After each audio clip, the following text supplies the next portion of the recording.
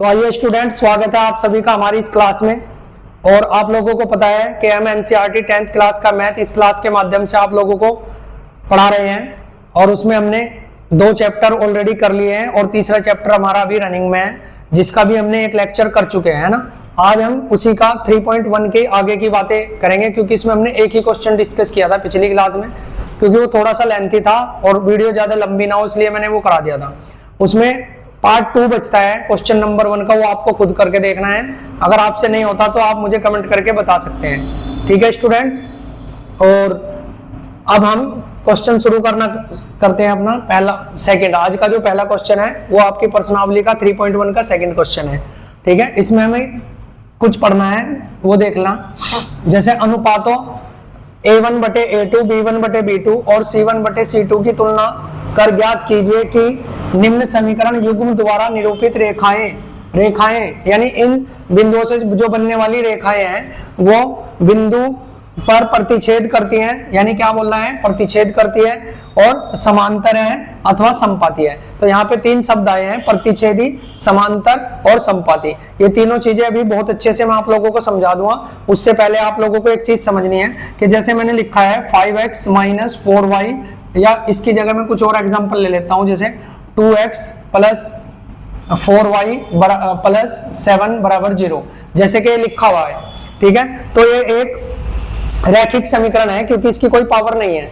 मैंने आप लोगों को बताया था कि आपको पहली वीडियो को देखना है भाई, है ना। कल की वीडियो में भी मैंने ये बताया था, अगर आपको इस प्रश्नावली से शुरू करना है तो इसका पहले पार्ट को देखना, फिर इस पे आना, फिर आपको पता चल जाएगा कि रैखिक समीकरण क्या होती है। मैंने बताया था वहां पे, ठीक है, और 2 चर क्या होते हैं, ठीक। तो अब यहां से समझना आप, जैसे x के साथ जो गुणा में है इसको हम बोलते हैं A1।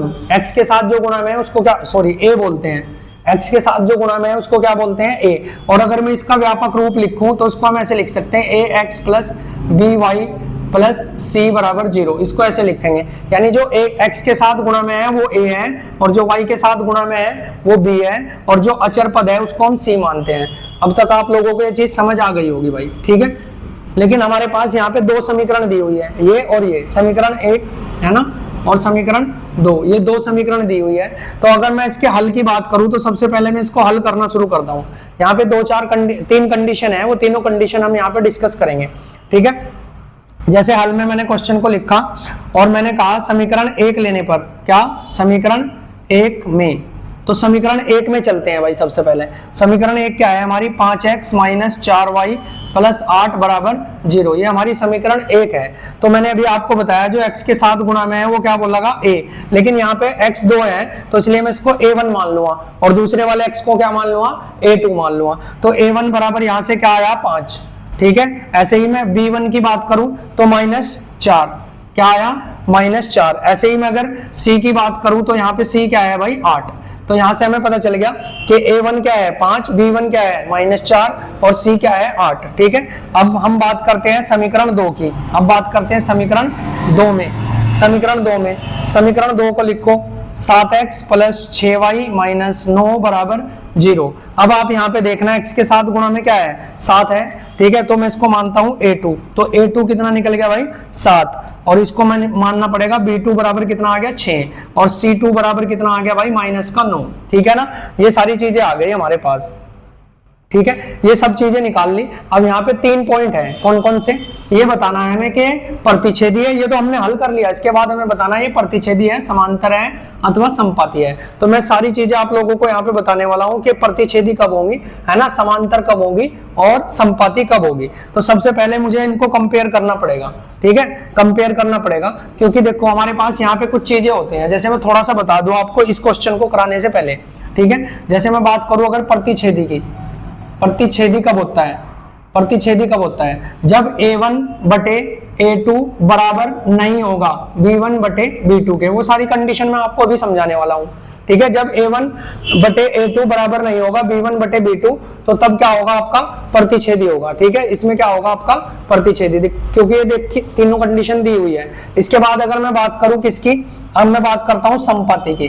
किसकी, संपाति की। तो संपाति में आप लोगों को क्या समझना है, संपाति में समझना है कि a1 बटे a2 बराबर है b1 बटे b2 बराबर है c1 बटे c2, यानी जब तीनों कंडीशन बराबर हो जाएंगे तब क्या कहलाएंगे, संपाति। तब क्या होगा भाई, संपाति।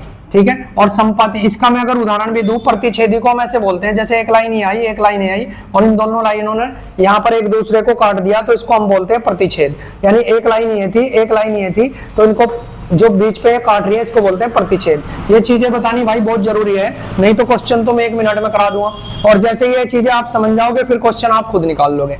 तो प्रतिच्छेदी पता चलेगा, संपाति पता चल गया। अब मुझे बात करना है क्या, समांतर। किसकी बात करनी है, समांतर की।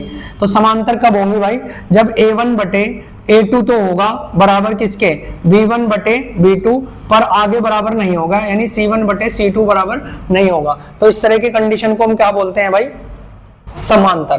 तो 3 चीजें पता चल गई। प्रतिच्छेदी कब होगी, जब ये दोनों ही ना बराबर हो, तो हमें आगे देखना भी नहीं है। ठीक है। संपाति कब होगी, जब तीनों बराबर हो। और समांतर कब होगी, जब पहली 2 बराबर हो और तीसरी इसके बराबर ना हो। और समांतर आपको पता है कि इस तरह की 2 लाइनें होती हैं जो कहीं आपस में नहीं मिलती, जैसे ट्रेन की पटरियां, जैसे और भी बहुत सारे उदाहरण है। जैसे मैं अगर अपने बोर्ड की ही बात करूं, तो बोर्ड का नीचे वाला सिरा और ऊपर वाला सिरा, कभी ये दोनों इस तरह से समांतर होते हैं।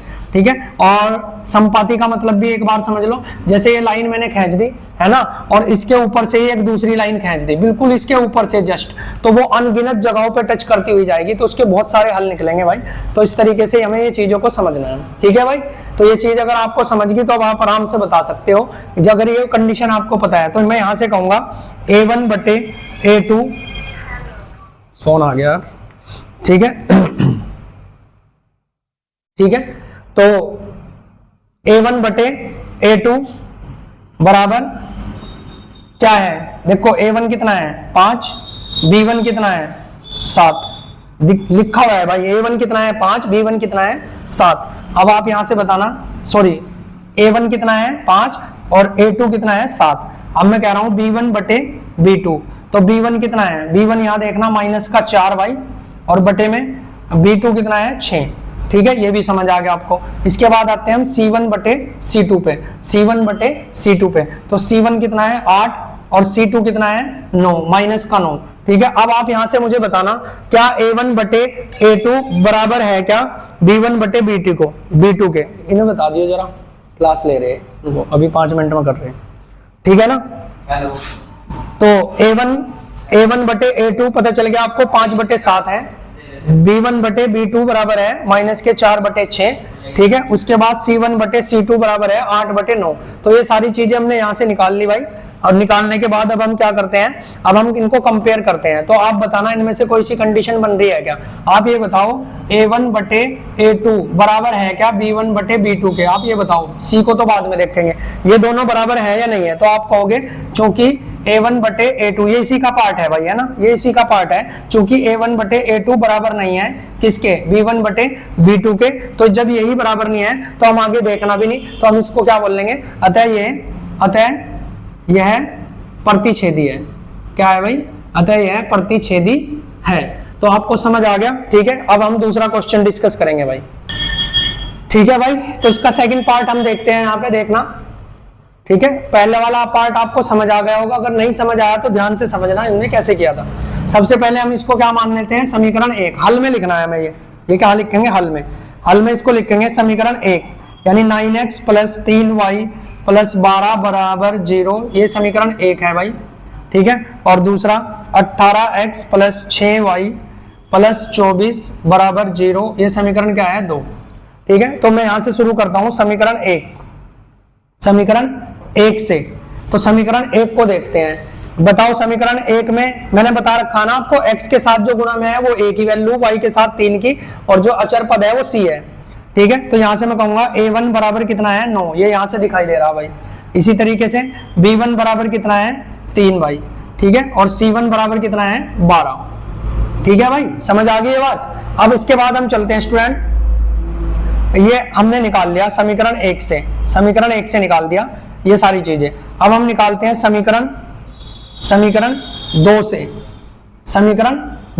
समीकरण 2 आप लिख सकते हो यहाँ पे 18x, यहाँ भी लिख सकते थे आप, समीकरण 1 को यहाँ पे लिख सकते थे, यानी 9x प्लस 3y प्लस 12 बराबर 0, ये लिख सकते थे आप, ऐसे यहाँ लिख देंगे 18x प्लस 6y प्लस 24 बराबर किसके 0 के। ठीक है, अब यहाँ से हम समीकरण 1 से जब देख रहे हैं तो समीकरण 1 लिख ली मैंने, a बराबर बताओ आप क्या है 18 है भाई, a2 मानना पड़ेगा क्योंकि a1 तो ऊपर ले चुके ना, a2 बराबर 18, b2 बराबर कितना है भाई 6 और c2 बराबर कितना आ गया 24, ये चीजें निकाल दी हमने। अब यहाँ इसको कंपेयर करते हैं, ठीक है, यहाँ कंपेयर करते हैं क्योंकि हमें इनमें से कंडीशन देखनी है ना।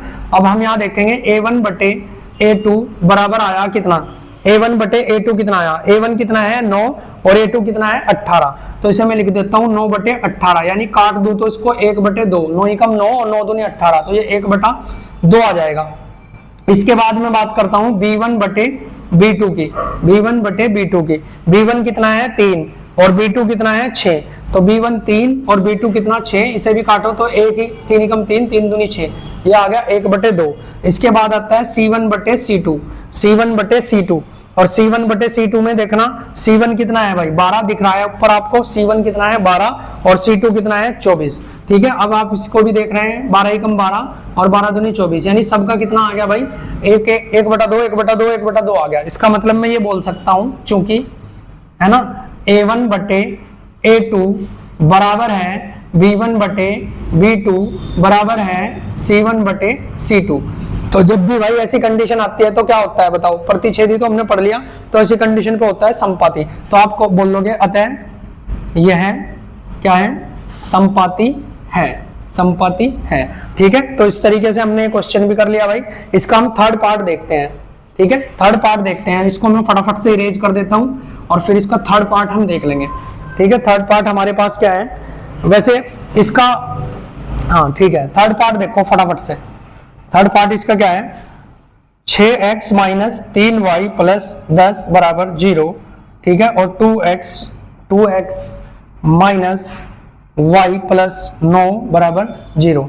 और स्टूडेंट आप लोगों को अब तक समझ आ गया होगा कि किस तरह से हमें इन क्वेश्चनों को करना है।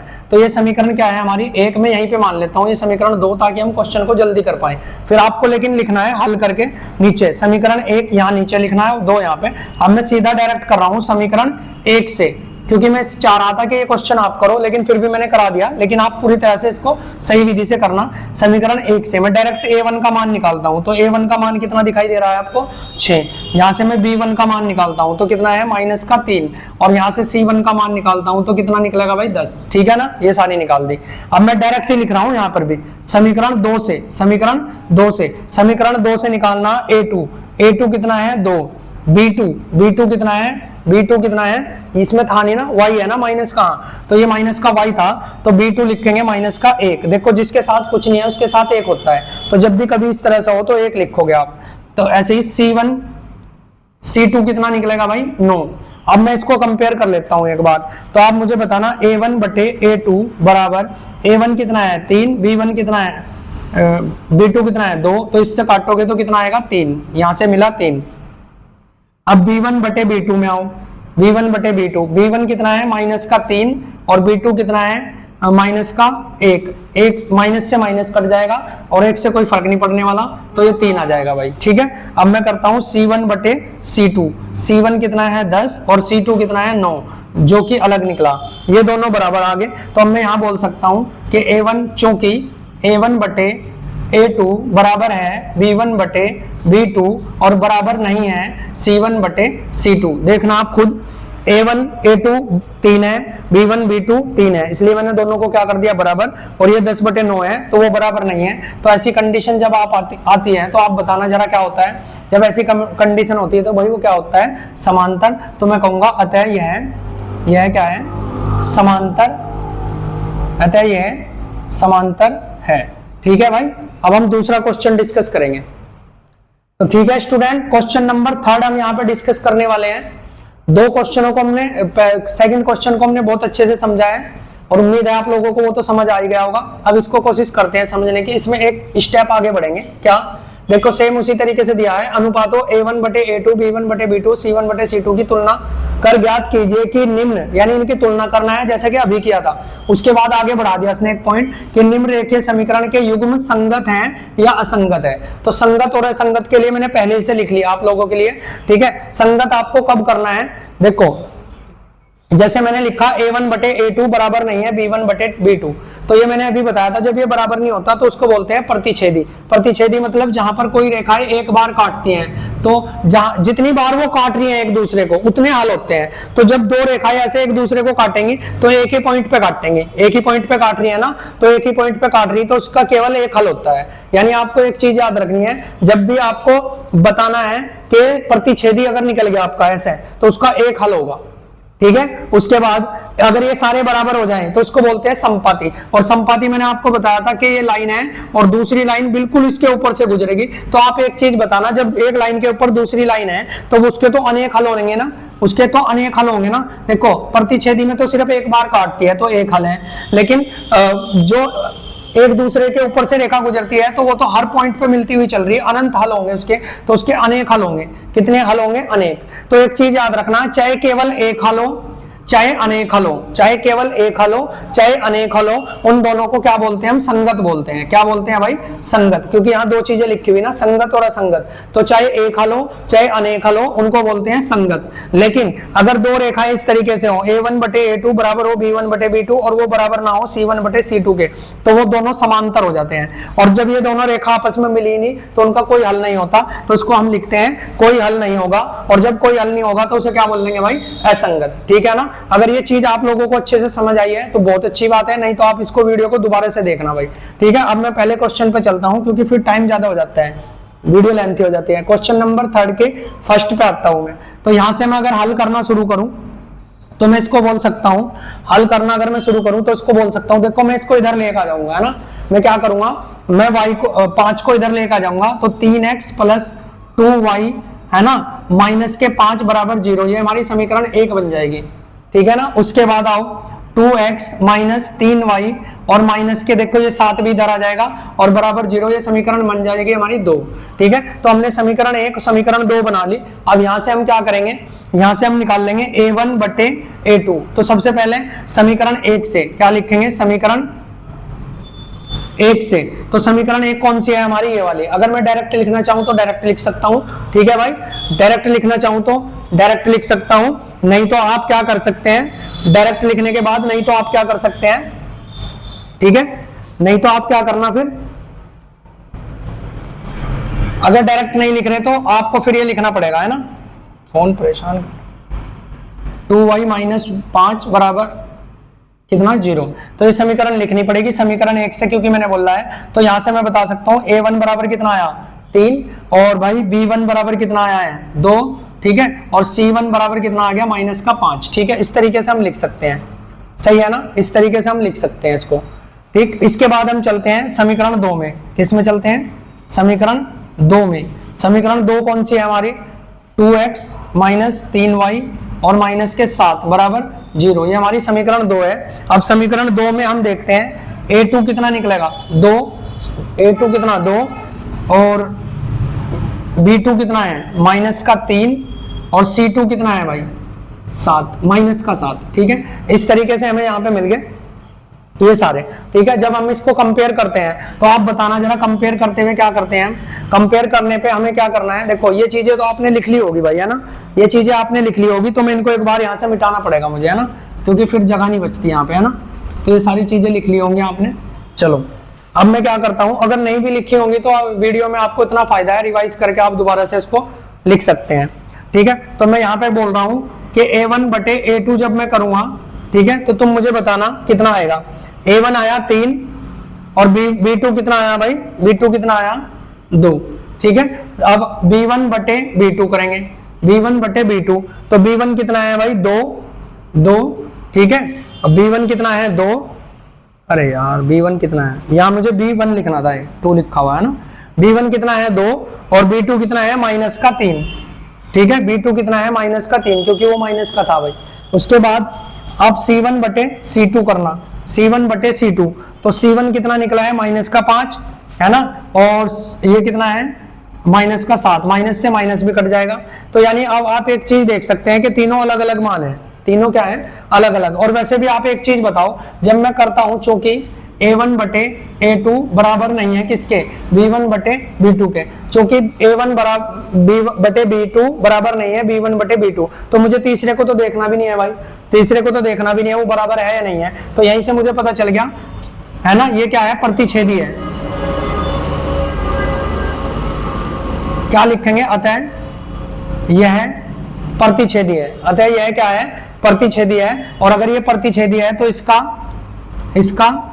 केवल एक ही हल होगा, इसका केवल एक ही हल है भाई, क्योंकि प्रतिच्छेदी होने पर केवल एक हल होता है। देखो हल का मतलब है जहां पर रेखा एक दूसरे को काटती हैं, तो एक ही बार काटा तो केवल एक हल होगा, और चाहे एक बार काटे चाहे अनेक बार काटे तो उसे क्या कहते हैं, संगत। अतः यह क्या है, संगत है। ठीक है भाई, अतः यह क्या है, संगत है। तो इस तरीके से हमने ये क्वेश्चन कर लिया भाई, अतः यह संगत है। इसके बाद में इसको हटा देता हूं और दूसरा क्वेश्चन मैं फटाफट से आप लोगों को कराने की कोशिश करता हूं, यहाँ पे देखना, ठीक है, थोड़ा समय लगेगा भाई। सेकंड क्वेश्चन हमारा क्या है, सेकंड क्वेश्चन है क्वेश्चन नंबर 3 का सेकंड क्वेश्चन, बुक से मैं लिख लेता हूं एक बार, ठीक है। 2x माइनस 3y बराबर क्या, 8, और दूसरा है हमारा 4x माइनस 6y बराबर में 9। ठीक है, इस तरीके से दूसरा क्वेश्चन मैंने लिख लिया भाई। ठीक है, क्वेश्चन सही लिखा ना, क्वेश्चन ठीक है ना। 2x माइनस 3y बराबर 8, 4x माइनस 6y बराबर में 9। ठीक है भाई, अब यहां से हम चलते हैं आगे। ठीक, अब हम यहाँ क्या करेंगे, देखो हल करना शुरू करेंगे। तो मैं समीकरण बार बार नहीं लिख रहा भाई, मैं डायरेक्ट करूंगा अब इस क्वेश्चन को समीकरण 1 से। ठीक है, समीकरण 1 से a1 बताना आप क्या है, 2। ठीक है, b1 बताना आप क्या है, माइनस का 3, और c1 बताना क्या है भाई, 8। सही है ना। तो यहाँ से a1 b1 c1 मैंने निकाल दिया। अब मैं डायरेक्ट ही यहाँ पे कर रहा हूँ समीकरण 2 से। तो समीकरण 2 से आप बताना जरा, a2 कितना निकलेगा, 4, b2 कितने निकलेगा, माइनस का 6, और c2 कितने निकलेगा, c2 निकलेगा 9। ठीक है, इस तरीके से हमने इसको निकाल लिया। हम थोड़ा जल्दी कर रहे हैं भाई, ताकि हम ज्यादा से ज्यादा कोर्स करा सके आप लोगों को। और वैसे मुझे उम्मीद है कि आप लोगों को ये समझ आ रहा होगा, इसलिए मैं डायरेक्ट कर रहा हूं, लेकिन आपको पूरा करना है कॉपी में। ठीक है, और अब मैं इसको कंपेयर करता हूं, a1 बटे a2 बराबर कितना आया, 2 बटे 4, यानी मैं इसको 1 बटा 2 लिख सकता हूं भाई। ठीक है, इसके बाद में लिखता हूं b1, है ना, यहाँ पे लाइन कर दी, b1 बटे b2, ठीक है, बराबर कितना आया, b1 कितना है, माइनस का 3, और b2 कितना है, माइनस का 6। 6 से 0, ये माइनस से माइनस कट जाएगा, 3 एकम 3, 3 दूनी 6, ये आ जाएगा आपका 1 बटा 2। इसके बाद अगर मैं बात करूं c1 बटे c2 की, तो यहाँ पे मिलेगा 8 बटे 9, और ये कटेगा भी नहीं। ठीक है, तो इसका मतलब ये दोनों क्या हो गए भाई, बराबर। और जब ये बराबर होते हैं तो आप लोगों को पता है तो क्या होता है, ठीक है, जब ये दोनों बराबर, चलो अभी देख लेते हैं एक बार, यहाँ पे देख लेंगे। ठीक है, यहाँ पे देख लेंगे, a1 बटे a2 बराबर आ गया किसके, चौके करके लिख लेंगे, a1 बटे a2 बराबर आ गया किसके, b1 बटे b2 के। a1 बटे a2 किसके बराबर है भाई, b1 बटे, ये भी 1 बटा 2, ये भी 1 बटा 2, लेकिन आगे बराबर नहीं है भाई, आगे बराबर नहीं है, c1 बटे c2 बराबर नहीं है। तो ऐसी कंडीशन में आपको पता है क्या होता है, समांतर होता है। ऐसी कंडीशन में क्या होता है भाई, तो हम यहाँ कहेंगे, ठीक है, यहां क्या कहेंगे हम, ये समांतर है, अतः यह समांतर है। क्या है, समांतर है, इसका, इसलिए इसका कोई हल नहीं है, कोई हल नहीं है, तो ये क्या होगा फिर, असंगत है। क्या है, असंगत है, अतः यह, ऐसे लिख लेंगे, अतः यह असंगत है। तो ये 2-3 लाइनें आपको लिखनी पड़ेंगी, ठीक है ना, क्योंकि समांतर मैंने बता दिया इस तरीके से, जब ये दोनों रेखा मिली नहीं तो फिर कैसे ये वो हो जाएगी भाई। ठीक है, अब मैं नेक्स्ट क्वेश्चन फटाफट से आपको एक और करा देता हूं, फिर कुछ क्वेश्चन आपको खुद भी करने हैं भाई, है ना, कुछ क्वेश्चन में आपको, हाँ इसमें मैं आपको करा देता हूं, थर्ड करा देता हूं, फिर थर्ड के जैसा ही फिफ्थ है इसका, और फोर्थ। तो फोर्थ और फिफ्थ आपको खुद करना है, तो मैं थर्ड यहाँ पे करा रहा हूँ आप लोगों के लिए। ठीक है, 3 बटे 2 भाई, x प्लस 5 बटे 3 y बराबर 7। ठीक है, और यहाँ पे लिखा हुआ है 9x माइनस 10y बराबर 14। ठीक है, एक बार देख लेते हैं। 3/2x प्लस 5/3y बराबर 7, 9x माइनस के 10y और बराबर में 14। ठीक है, ये सही हो गया भाई। अब मैं यहाँ से फिर हल डायरेक्ट कर लूँ, वो तो तुम कर ही लोगे है ना, समीकरण 1 से समीकरण 1 लिख के। तो मैं डायरेक्ट लिखता हूँ a1 बराबर कितना आया 3/2, b1 कितना है भाई 5/3 और c1 कितना है 7। ठीक है, c1 कितना है 7। अब आते हैं हम, ये समीकरण 1 की बात करी हमने, समीकरण 1 से। अब हम आ जाते हैं समीकरण 2 में। समीकरण 2 में, तो समीकरण 2 में जब आप आओगे तो आपको a2 मिलेगा कितना 9 और b2 मिलेगा कितना माइनस के 10 और c2 मिलेगा कितना 14। सही है ना, तो ये मिलेंगे।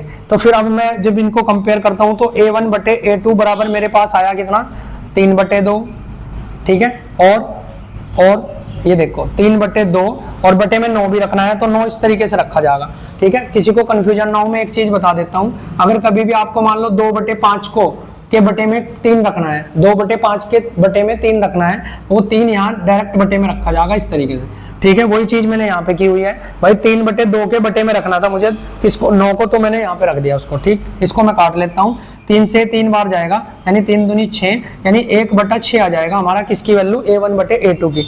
अब मैं करता हूँ b1/b2 और b1/b2, b1 कितना आया 5/3 और b2 कितना है भाई माइनस का 10, तो इसको माइनस का 10 ही रहने दो इस तरह से, माइनस का 10। b2 माइनस का 10 है, क्वेश्चन में सही था ना ये?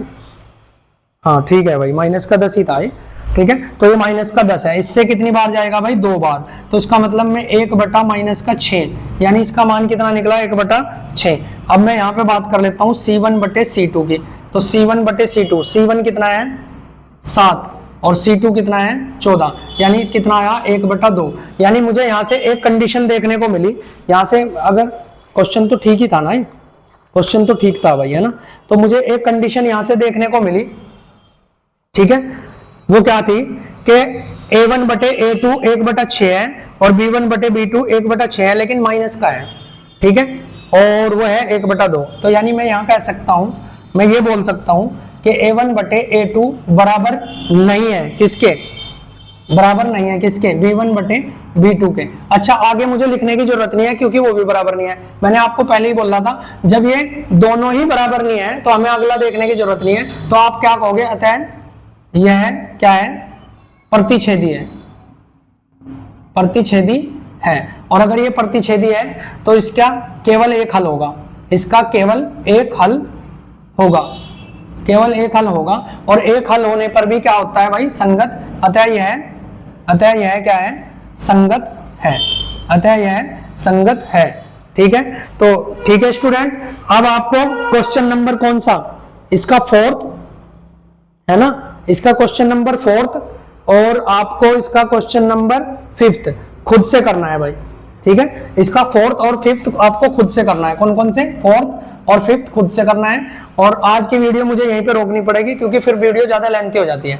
तो ठीक है स्टूडेंट, जैसा कि आप लोगों को पता है हमारे चैनल का जो नाम है वो है मैथ्स बाय अश्वनी सर, है ना, मैथ्स बाय अश्वनी सर। तो आपको इस चैनल को सब्सक्राइब कर लेना है भाई और ज्यादा से ज्यादा लोगों तक वीडियो को देना है। ठीक है, तो ठीक है, मिलते हैं नेक्स्ट वीडियो में, जब तक के लिए गुड बाय।